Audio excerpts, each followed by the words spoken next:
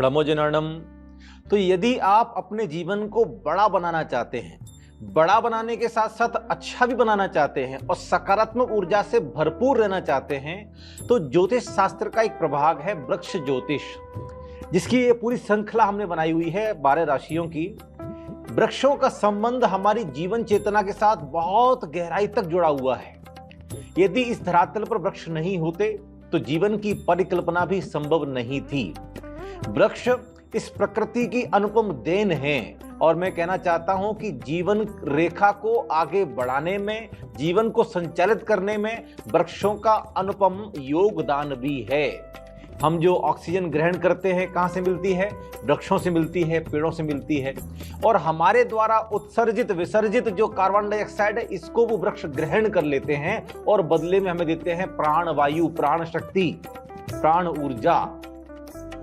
तो ज्योतिष शास्त्र का ये सबसे महत्वपूर्ण प्रभाग है, लेकिन शायद मुझे लगता है ये कहीं ना कहीं गूढ़ भाषा में लिखा गया या इसे हमसे छिपाया गया।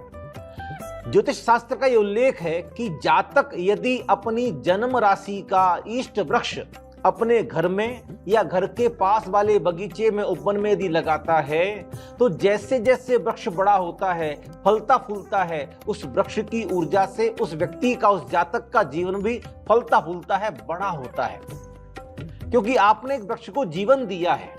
जब आप किसी पशु को अपने घर में पालते हैं तो वो भी आपके प्रति वफादारी निभाता है। ऐसे ही जिस वृक्ष को आपने जीवन दिया है, जिस वृक्ष को आपने लगाया है, वो वृक्ष भी अपनी वफादारी आपके प्रति निभाता है। और जैसे जैसे वो बड़ा होता है, जैसे जैसे वो ऊंचाइयां छूता है, वैसे वैसे अपनी सकारात्मक ऊर्जा से आपके जीवन को भी सकारात्मक बनाता है और प्राण ऊर्जा से भर देता है। सामान्य रूप से हम ये जानते हैं कि वृक्षों से हमें ऑक्सीजन मिलती है, लेकिन आयुर्वेद का ये अभिमत है कि प्रत्येक वृक्ष से मिलने वाली प्राण ऊर्जा भी उसके औषधीय गुणों से भरपूर होती है। जैसे आयुर्वेद में प्रत्येक वनस्पति को औषधि के रूप में स्वीकार किया गया है, वैसे ही ज्योतिष शास्त्र में भी ये बताया गया है कि प्रत्येक वृक्ष से मिलने वाली ऑक्सीजन यानी कि प्राण शक्ति, प्राण ऊर्जा भी अलग अलग तरीके से भरपूर होती है, जो हमारे ऊपर नक्षत्रों की, नवग्रहों की जो अशुभ दशा है उसको निस्तारण करने में, उसका निदान करने में बहुत प्रभावशाली प्रभाव दिखाती है, चमत्कारिक प्रभाव दिखाती है। इससे पूर्व हमने 12 राशियों के इष्ट मंत्र की चर्चा की है, 12 राशियों के इष्ट देव की चर्चा की है, 12 राशियों के इष्ट रुद्राक्ष की चर्चा की है। साथ ही साथ आपके जीवन में जो आपके रक्षा कवच के रूप में आपके साथ हमेशा रहना चाहिए, ऐसे महालक्ष्मी कवचम की हम चर्चा की है। और जिन लोगों ने महालक्ष्मी कवचम को धारण किया, उन लोगों के अपने अनुभव ही बताते हैं कि जीवन जो गर्त की तरफ जा रहा था, जीवन का ग्राफ, इनकम का ग्राफ, व्यापार का ग्राफ डाउन ग्रेड में जा रहा था, वो एकदम से चमत्कारिक रूप से बदल गया। जैसे ही उन्होंने महालक्ष्मी कवचम को धारण किया, उनका सकारात्मक ऑरा इतना डेवलप हो गया कि वो जो कुछ भी निर्णय लेते, वो निर्णय ही उनको सफलता देने वाला हो जाता। तो ये रत्नों का प्रभाव, रुद्राक्ष का प्रभाव, वृक्षों की जड़ का प्रभाव, जिसको मूल जो बोलते हैं, ऐसे ही वृक्ष की ऊर्जा का प्रभाव हमारे जीवन पर पड़ता है। और जैन परंपरा में भी कहा है, एक पुद्गल दूसरे पुद्गल पर अपना प्रभाव छोड़ता ही छोड़ता है। ठीक वैसे ही जैसे मदिरा पान करने से व्यक्ति मदोन्मत्त हो जाता है, नशे में हो जाता है, फिर उसे कोई होश नहीं रहता कि कौन मेरी स्त्री है, कौन मेरी पत्नी है, कौन मेरी मां है, कहीं नाली में पड़ा रहता है। ये क्या हुआ? पुद्गल का पुद्गल पर प्रभाव हो गया। जहर खाने से आदमी मर क्यों जाता है? आयु क्रम है, फिर भी जहर खाने से व्यक्ति का देहांत हो गया, व्यक्ति का प्राणांत हो गया। जहर क्या है? पुद्गल। ये जीवन क्या है? ये शरीर क्या है? पुद्गल। तो पुद्गल का पुद्गल पर प्रभाव पड़ता है, इसलिए औषधि सेवन से जीवन रेखा आगे बढ़ जाती है और जहर भक्षण से जीवन रेखा समाप्त हो जाती है। तो वृक्षों से मिलने वाली ऊर्जा भी पौद्गलिक है, रत्न रुद्राक्ष से मिलने वाली ऊर्जा भी पौद्गलिक है, मंत्र भी शब्द रूप में पौद्गलिक वर्णना से संयुक्त होते हैं। तो इनका प्रभाव हमारे जीवन पर पड़ता है। तो जो लोग ये कहें कि ज्योतिष शास्त्र तो मिथ्या है और ये जैन परंपरा का विषय नहीं है। जैन परंपरा में तत्वार्थ सूत्र एक बहुत महान ग्रंथ है आचार्य उमा स्वामी का, उसके 5वें अध्याय में लिखा है कि एक पुद्गल अपनी पौद्गलिक वर्गणाओं से दूसरे पुद्गल को प्रभावित करता है और हमारी जीवन चेतना जो जीव तत्व है वो तो निश्चित रूप से चैतन्यवान है, लेकिन हमारा जीवन का संयोग ज्यादातर पौद्गलिक वर्गणाओं से ही जुड़ा रहता है। जीव, पुद्गल, धर्म, अधर्म, आकाश, काल, ये 6 द्रव्य, जीव, अजीव, आश्रव, बंध, संवर, निर्जरा, मोक्ष, ये 7 तत्व, इनमें सबसे ज्यादा यदि हमारी जीवन चेतना किसी के साथ जुड़ी हुई है तो वो जुड़ी हुई है पुद्गल के साथ में। चाहे हम घर में रहें, चाहे हम जो भोजन करते हैं, पानी पीते हैं, जहां हम दुकान, फैक्ट्री, सब कुछ पौद्गलिक तो है। ये समूचा ब्रह्मांड, ये समूची प्रकृति, ये सब कुछ बड़ी पुद्गल रचना है। तो एक पुद्गल दूसरे पुद्गल को प्रभावित करता है। और इसी संदर्भ में ज्योतिष शास्त्र का जो एक प्रभाग है वृक्ष ज्योतिष, तो वृक्ष ज्योतिष में ये चर्चा आती है कि व्यक्ति यदि अपनी जन्म राशि का इष्ट वृक्ष अपने घर में लगाए, अपने घर के आसपास में लगाए, तो निश्चित रूप से उसके जीवन की ऊर्जा सकारात्मक होती है वृक्ष की ऊर्जा के प्रभाव से। पुरातन काल में भी हम देखते हैं राजा महाराजा अपने महल के आसपास एक बड़ा उपवन बनाते थे, बड़ा बगीचा बनाते थे और रोजाना उसकी देखभाल करते थे, संध्या काल में भ्रमण करने जाते थे। आज के युग में भी देखिए आप, जब भी कोई विशेष काम करना होता है तो पहले हम वृक्षारोपण करते हैं। अभी हाल ही में अयोध्या की पावन वसुंधरा पर जब राम मंदिर का शिलान्यास किया जाना था तो उससे पहले देश के प्रधानमंत्री माननीय नरेंद्र मोदी जी ने पहले एक वृक्षारोपण किया, उसके बाद फिर मंदिर का शिलान्यास किया।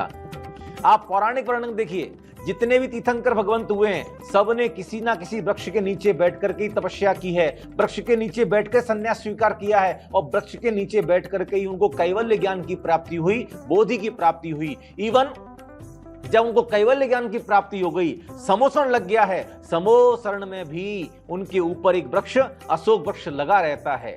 ये सूचक है कि वृक्षों का संबंध हमारे साथ कितना है। वृक्ष हमारे जीवन के साथ भी रहते हैं और जीवन के बाद भी रहते हैं। जब तक जीवन रहता है तब तक अपनी प्राण ऊर्जा से हमारे जीवन को संचालित करते हैं और जब जीवन समाप्त हो जाता है तो अपनी लकड़ी से हमारे इस पौद्गलिक देह को जला करके राख बना देते हैं। तो जीवन के साथ भी और जीवन के बाद भी। तो ज्योतिष शास्त्र के अनुसार आज हम चर्चा करने वाले हैं तुला राशि के बारे में। तुला राशि की चर्चा करें तो जन्म राशि यदि आपकी तुला है या जन्म लग्न यदि आपकी तुला है तो तुला राशि का स्वामी है शुक्र, और शुक्र जो है वो सुख सौभाग्य का प्रतीक है, लक्ष्मी का प्रतीक है। यदि शुक्र ग्रह यदि आपकी जन्म कुंडली में अशुभ है तो आपके जीवन में दरिद्रता बनी रहेगी, आपके जीवन में आर्थिक संकट बना रहेगा, आपके जीवन में सुख सौभाग्य की कमी रहेगी। तो शुक्र का होना बहुत जरूरी है, शुक्र का शुभ प्रभाव होना बहुत जरूरी है। और शुक्र के लिए हमने एक बहुत सरलतम उपाय आपको बताया था महालक्ष्मी इत्रम के बारे में। यदि आप महालक्ष्मी इत्रम, जो कि 2 से 3 तरह के शुद्ध इत्र को मिलाकर के बनाया जाता है, और यदि आप अपने शरीर के पंचांग पे यदि आप लगाते हैं तो निश्चित रूप से आपका शुक्र प्रभावशाली होता है, शक्तिशाली होता है। तो तुला राशि के जातक यदि शुक्र का प्रभाव पाना चाहते हैं, अपने जीवन को और बेहतर बनाना चाहते हैं, और बड़ा बनाना चाहते हैं, और उन्नति जीवन प्राप्त करना चाहते हैं, तो अपने जीवन में अपनी जन्म राशि का इष्ट वृक्ष जरूर लगाइए। जन्म राशि का मतलब है चंद्रमा जन्म कुंडली में जिस राशि में स्थित होता है वही आपकी जन्म राशि होती है। और ज्योतिषी प्रयोगों में अपनी जन्म राशि को ही देखना चाहिए। जब आपकी जन्म कुंडली नहीं है या जन्म का समय आपके पास में नहीं है या जन्म के समय का कोई विवरण आपके पास में नहीं है, तब आप बोलते हुए नाम की राशि का प्रयोग कर सकते हैं। तो तुला राशि के जातक यदि अपने जीवन को बड़ा बनाना चाहते हैं तो अपने जीवन में अधिक से अधिक अपनी जन्म राशि का इष्ट वृक्ष है अर्जुन एक वृक्ष इतना प्रभावशाली वृक्ष है, उसकी औषधीय गुण इतने प्रभावशाली हैं। कैसा भी कोलेस्ट्रॉल हो, आप अर्जुन छाल का काढ़ा पीते हैं तो आपका कोलेस्ट्रॉल डाउन हो जाता है, हार्ट अटैक की संभावना शून्य हो जाती है, आपका हृदय शक्तिशाली बनता है, आपकी मांसपेशियां शक्तिशाली बनती हैं। बहुत सारे औषधीय गुणों से भरपूर है अर्जुन का वृक्ष। तो तुला राशि के जातक, यदि आपकी तुला राशि है तो ये जानकारी आपके लिए है। यदि आपकी तुला लग्न है तब भी ये जानकारी आपके लिए है। हो सकता है कि आपके परिवार में कोई तुला राशि का जातक हो, कोई बच्चा जिसकी तुला राशि हो, या आपकी मित्र मंडली में, आपके परिवार में कोई तुला राशि के जातक हो। तो यदि आपकी तुला राशि नहीं है तब भी आप इस जानकारी को उन तक पहुंचाइए और उनसे बोलिए कि आप अपनी जन्म राशि का इष्ट वृक्ष आज ही लगाइए। अगर शुक्रवार के लगाओगे तो और ज्यादा अच्छा है, और हर शुक्रवार को लगाओ या हर महीने के शुक्रवार को लगाओ तो और अच्छा है। जितने ज्यादा वृक्ष लगाओगे उतना ज्यादा प्रकृति के संरक्षण में, संवर्धन में आप सहभागी बनोगे। और जैसे जैसे आपका लगाया हुआ वृक्ष बड़ा होगा, फलेगा, फूलेगा, वैसे वैसे आपका जीवन बड़ा होगा, फलेगा, फूलेगा। तो इस जानकारी को शेयर कीजिएगा, और जब आप शुभ मुहूर्त में शुक्रवार के दिन वृक्ष लगा दीजिए अर्जुन का, तब नीचे कमेंट बॉक्स में अपने द्वारा लगाई गई फोटो भी शेयर कीजिएगा, वृक्ष की फोटो शेयर कीजिएगा। हम एक मुहिम चलाने वाले हैं कि सेल्फी तो बहुत लोग लेते हैं, लेकिन एक वृक्ष लगाते हुए सेल्फी अपनी सोशल मीडिया पर जरूर शेयर कीजिएगा। एक मुहिम बनानी है कि हर एक जातक अपनी जन्म राशि का इष्ट वृक्ष भी लगाए और इस प्रकृति के संरक्षण में, संवर्धन में सहभागी बने। जैसे जैसे वृक्ष बड़ा होगा वैसे वैसे आपका जीवन बड़ा होगा, फलेगा, फूलेगा, आपका जीवन बड़ा बने, फले फूले। यही हमारा उद्देश्य है, यही हमारी कामना है। ओम अरहम।